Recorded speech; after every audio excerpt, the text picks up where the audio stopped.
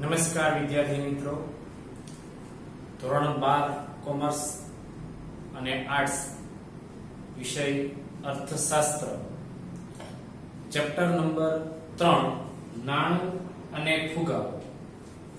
આપણે આ ચેપ્ટરની અંદર આગળ 3 પ્રશ્નો જોઈ ચૂક્યા.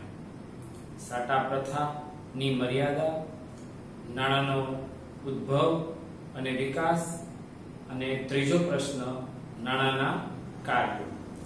હવે વિદ્યાર્થી મિત્રો, 2 ગુણનો એક નાનો પ્રશ્ન આવ્યો કે સાટા પ્રથાની મર્યાદા પછી લોકોએ પોતાના વ્યવહારો કઈ રીતે અને કયા માધ્યમથી એ વ્યવહારો કર્યા, તો જે વિનિમયના માધ્યમ તરીકે ઉપયોગમાં લઈ શકાય એ તમામને આપણે નાણાં તરીકે ઓળખીએ છીએ. તો અહીં એ 2 ગુણનો નાનો પ્રશ્ન છે, એ નાણાંના પ્રકારો કેટલા છે અને કયા. તો વિદ્યાર્થી મિત્રો, અહીં તમને 6 જેટલા જુદા જુદા નાણાંના પ્રકાર આપેલા છે, જે 2 ગુણના પ્રશ્ન તરીકે તમને પૂછી શકે. વિદ્યાર્થી મિત્રો, એમાં પહેલું છે વસ્તુ નાણું. જે વસ્તુના બદલામાં વસ્તુનો વિનિમય થતો હતો એને આપણે વસ્તુ નાણું કહેતા હતા, જેની આપણે મર્યાદા પણ જોઈ. એ મર્યાદા બાદ નાણાં તરીકે ઉપયોગમાં લેવામાં આવ્યું પશુધન, કે પશુઓને ધન તરીકે ધ્યાનમાં લેવાતું, અને કોઈ પણ વ્યક્તિ પાસે જે ચીજ વસ્તુ વધારે હોય એ આપીને બદલામાં પશુઓને ખરીદવામાં આવતું. પરંતુ આપણે એ પણ વાત કરી કે પશુઓની પણ મર્યાદા હતી, કે એને લાંબો સમય સાચવી શકાય નહીં, એ બીમાર પણ પડે, એ મૃત્યુ પણ પામે છે, અને તેની હેરફેર કરવામાં પણ મુશ્કેલી હતી. એટલે એમાં પણ મર્યાદા હતી.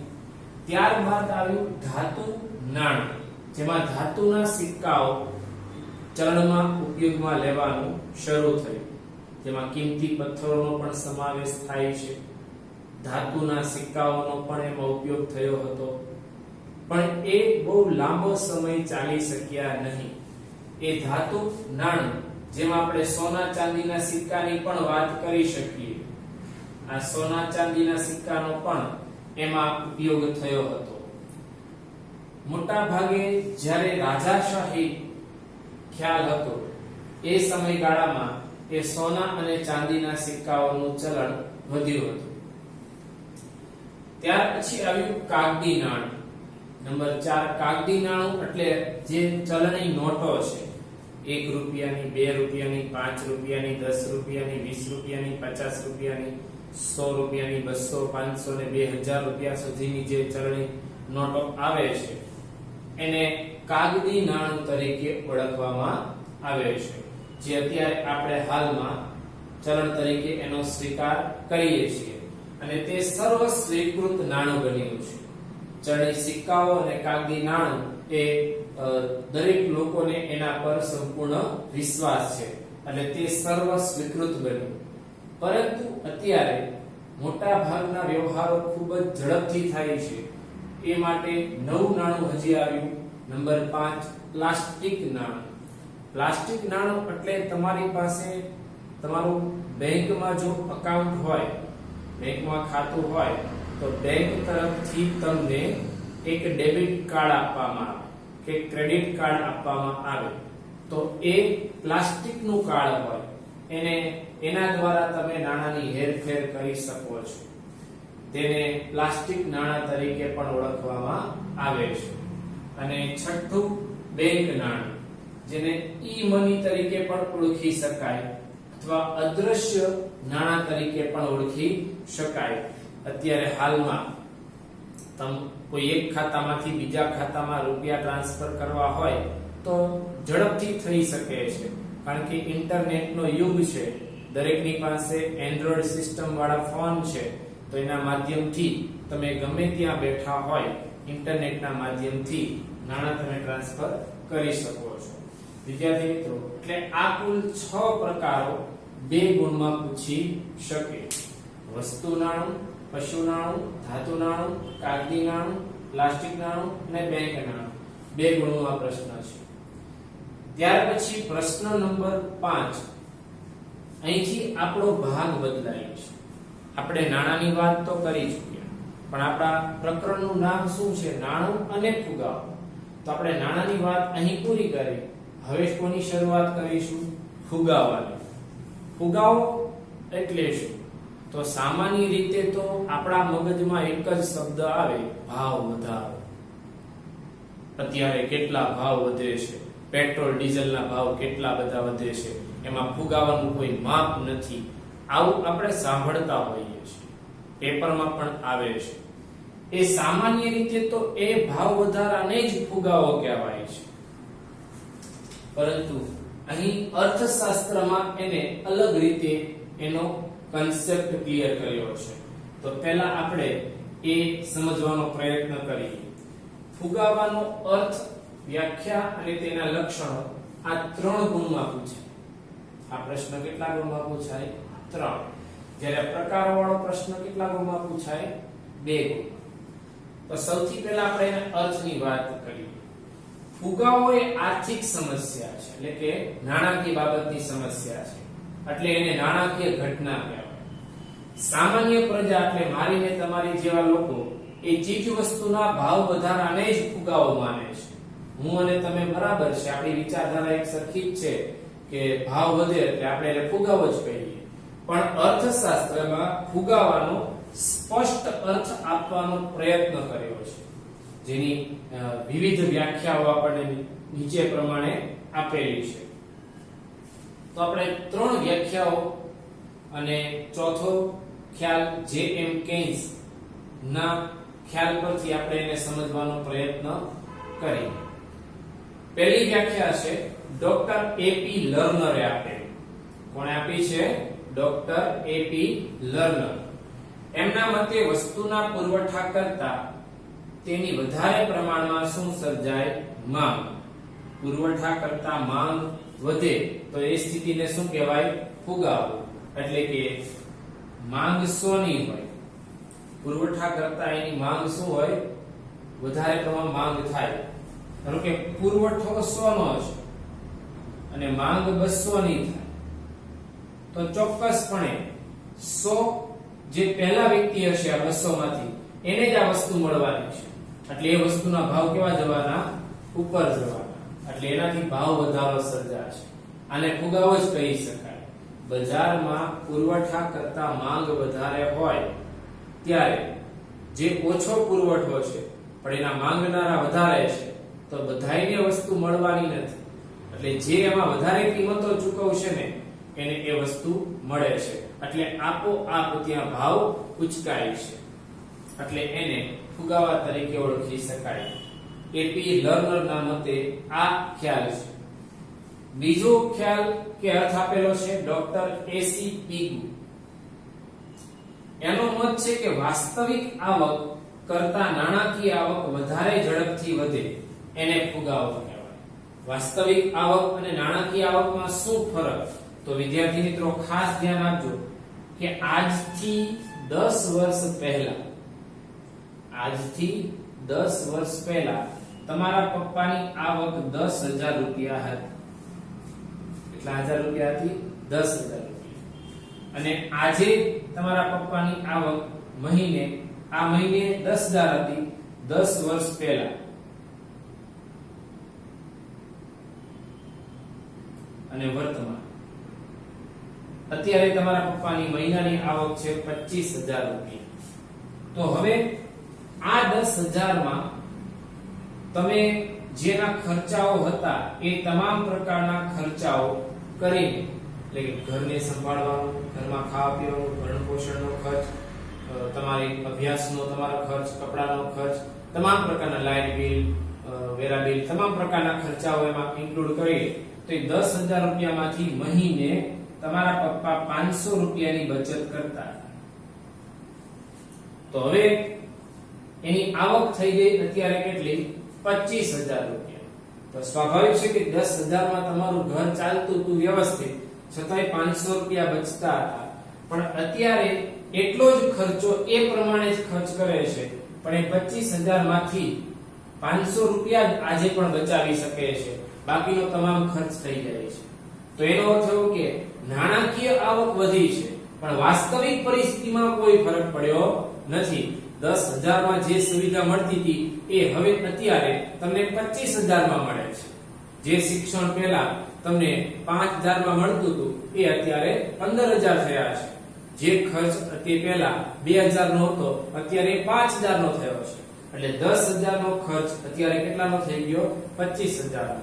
ત્યારે પણ 500 રૂપિયા બચત કરતા હતા અને આજે 500 રૂપિયા જ બચત થાય છે, બાકીનો ખર્ચ થઈ જાય છે. તો એ વાસ્તવિક આવક તમારી અહીંયા એની એ જ રહે છે. શું વધે છે? માત્ર નાણાકીય આવક. 10,000 માંથી 25,000 આવક થઈ, પણ તમારી વાસ્તવિક પરિસ્થિતિમાં કોઈ ફરક પડ્યો નથી. એટલે વાસ્તવિક આવક કરતા નાણાકીય આવક વધારે ઝડપથી વધે એને ફુગાવો કહેવાય. આવું શા માટે બન્યું? તો એ ફુગાવાના કારણે. કારણ કે નાણાકીય આવક વધી પણ વાસ્તવિક આવક વધી નહીં. ત્રીજો અર્થમાં એવું કહે છે કે ભાવ સપાટીમાં થતા સતત અને સર્વગ્રાહી વધારો. ભાવ સપાટી એટલે શું? દેશની તમામ પ્રકારની વસ્તુઓના ભાવ, એને ભાવ સપાટી. દેશની તમામ પ્રકારની વસ્તુઓના ભાવ, એને ભાવ સપાટી કહેવાય. એમાં સતત અને સર્વગ્રાહી વધારો એ ફુગાવો છે, જેમાં નાણાંની ખરીદ શક્તિ શું થાય છે? ઘટે છે. કારણ કે એ પહેલા 10,000 માં જેટલી વસ્તુ આવતી હતી એ અત્યારે કેટલામાં આવે છે? 25,000 માં આવે છે. એટલે નાણાંની ખરીદ શક્તિમાં શું થયો? ઘટાડો. અને છેલ્લો ખ્યાલ આપે છે ડોક્ટર જે.એમ. કેન્સ કે ફુગાવાની સાચી સ્થિતિ સાધનોની પૂર્ણ રોજગારી પછી પણ નાણાકીય આવક વધે તો સર્જાય છે. માની લો કે ઉદાહરણ તરીકે આપણા દેશની અંદર 1,000 લોકો છે, એ બધા લોકોને રોજગારી મળી જાય છે. બધા લોકોને રોજગારી મળી જાય છે, પોતાનું જીવન ભરણ પોષણ થઈ શકે એટલું એનામાંથી આવક મળે છે. તેમ છતાં હજી એની આવક વધતી જ જાય છે. તો એ આવક વધવાનું કારણ શું? ફુગાવો જ હોઈ શકે. એટલે અહીં ફુગાવાની સાચી સ્થિતિ એ સાધનોને પૂર્ણ રોજગારી પછી પણ, પૂર્ણ રોજગારી એટલે કોને કહેવાય? દેશમાં 1000 વ્યક્તિ હોય અને 1000 ને રોજગારી મળતી હોય, કોઈ બેકાર ન હોય, તો એને પૂર્ણ રોજગારી કહેવાય. તો એ પૂર્ણ રોજગારી પછી પણ નાણાકીય આવક વધે તો આ ફુગાવો સર્જાય છે. આવો મત કોનો છે? ડોક્ટર જે.એમ. કેન્સ ના મતે આવો ખ્યાલ છે. હવે વિદ્યાર્થી મિત્રો, આપણે ફુગાવાના ત્રણ અર્થશાસ્ત્રીઓના મતે એની જાણકારી મેળવી. હવે એનો પરિચય લઈએ તો એની આ 4 લાક્ષણિકતા છે, જેના આધારે આપણે ફુગાવાને સમજી શકીએ.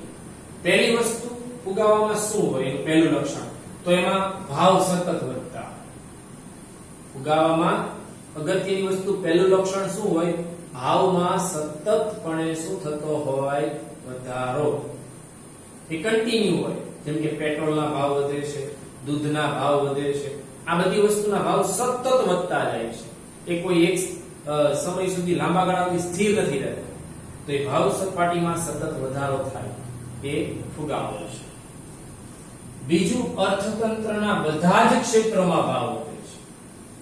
અર્થતંત્રના બધા જ ક્ષેત્રોમાં, કૃષિ ક્ષેત્ર હોય, ઉદ્યોગ ક્ષેત્ર હોય કે સેવા ક્ષેત્ર હોય, બધા ક્ષેત્રોમાં એક સાથે ભાવ વધારો થાય છે. તો એને ફુગાવો તરીકે જ ઓળખી શકાય. ત્રીજું, જો ભાવ વધવાના છે, લોકોની નાણાકીય આવક વધવાની છે, તો ચોક્કસ નાણાંનું મૂલ્ય શું થશે? ઘટશે. એટલે ખરીદ શક્તિ ઘટતી જાય.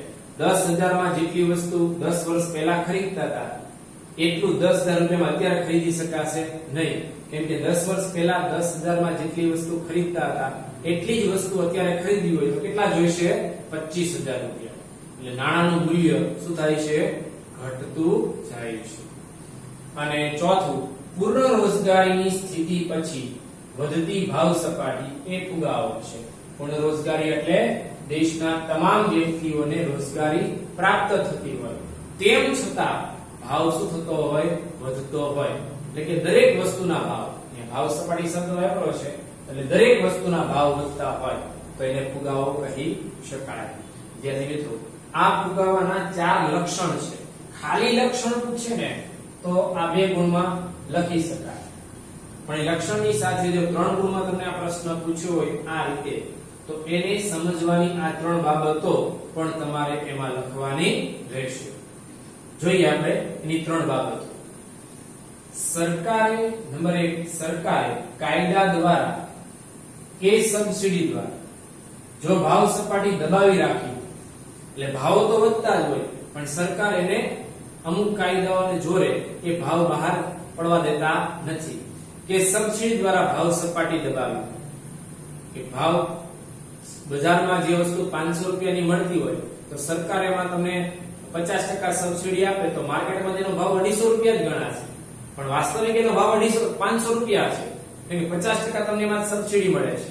ગેસના સિલિન્ડરમાં એવું જ હતું, જે 2014 પહેલા સિલિન્ડર આપણા હાથમાં આવતું તો ત્યારે 400-500 રૂપિયાનું જે સિલિન્ડર આવતું તો એ ખરેખર એની વાસ્તવિક કિંમત તો 700-800 રૂપિયા જ હતી. ઉપરના જે રૂપિયા હતા એ સરકાર સબસિડી સ્વરૂપે આપતી હતી, પણ નવી સરકારે સબસિડી પણ તમારા ખાતામાં જમા થશે અને તમારે પૂરા રૂપિયા ચૂકવવાના એ સુવિધા કરી દીધી, જેથી એ સબસિડી દ્વારા પણ ઘણી વખત આવા ભાવ દબાવી રખાતા હોય તો ભાવ ન વધે. સ્વાભાવિક સરકાર કાયદા દ્વારા કે સબસિડી દ્વારા ભાવને દબાવી રાખે તો ભાવ ન વધે, છતાં એ ફુગાવો છે. દેખીતી રીતે ભાવ વધતા નથી, પણ ખરેખર તો ભાવ વધે જ છે, પણ સરકારે એને દબાવ્યા છે, તો એ છતાંય ફુગાવો છે, એને દાબેલો ફુગાવો કહેવાય. કેવો ફુગાવો કહેવાય? દાબેલો. આ ટૂંકો સવાલ તરીકે પણ પૂછાય છે 1 માર્ક્સમાં. બીજી બાબત ધ્યાનમાં લેવાની કે જો અર્થતંત્રમાં ટૂંકા સમય માટે અમુક જ સેવા કે વસ્તુ માટે ભાવ વધારો લાગુ પડ્યો હોય તો પણ તે ફુગાવો નથી. અમુક ટૂંકા ગાળા માટે કોઈ પણ વસ્તુના ભાવમાં વધારો કરવામાં આવ્યો હોય તો એને ફુગાવો ન કહેવાય.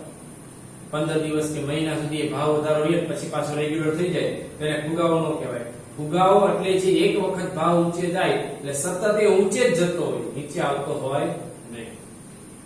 અને ત્રીજી બાબત, અર્થતંત્રમાં સાધનો બેકાર પડ્યા હોય ત્યારે ઉત્પાદકો વધુ ઉત્પાદન કરવા પ્રેરાય છે, કેમ કે એમને પડ્યા રહે એના કરતા એ કામ લાગે, ઉપયોગમાં લેવાય તો વધારે સારું. એટલે ઉત્પાદકો વધારે ઉત્પાદન કરવા પ્રેરાશે અને વધારે ઉત્પાદન કરશે, આથી આ સાધનો કામે લાગશે અને ઉત્પાદન વધે છે. ઉત્પાદન જેમ વધશે એમ ભાવ શું થશે? ઘટે છે. જેટલા પ્રમાણમાં ઉત્પાદનનું સ્તર ઊંચે જશે એટલા પ્રમાણમાં ભાવમાં ઘટાડો થશે, કેમ કે વધુ ને વધુ ઉત્પાદન થાય એટલે કિંમત ઉપર, ભાવ ઉપર એની અસર પડે છે. ટૂંકમાં આપણે કેવું હોય એક વાક્યમાં તો પૂર્ણ રોજગારીની સ્થિતિ પછી અર્થતંત્રના બધા જ ક્ષેત્રો, એ કૃષિ હોય, ઉદ્યોગ હોય કે સેવા ક્ષેત્રો હોય, બધા જ ક્ષેત્રોમાં ભાવ સપાટી સતત વધ્યા કરે છે, તે ફુગાવો છે. અને એ સતત વધતો આવો ફુગાવો એ આર્થિક વિકાસને શું કરે છે? અવરોધક છે. આપણા અર્થતંત્રના આર્થિક વિકાસને તે અટકાવી શકે છે. વિદ્યાર્થી મિત્રો, આ ફુગાવાનો પ્રથમ પ્રશ્ન એની લાક્ષણિકતા 3 ગુણમાં પૂછી શકે, અને બીજો એક પ્રશ્ન આપણે વાત કરી જે 2 ગુણનો છે, નાણાંના પ્રકારો. તો વિદ્યાર્થી મિત્રો, આ બંને પ્રશ્નો ખૂબ અગત્યના છે અને આની પછીનો જે છેલ્લો પ્રશ્ન છે એ આપણે આની પછીના વિડીયોમાં વાત કરીશું.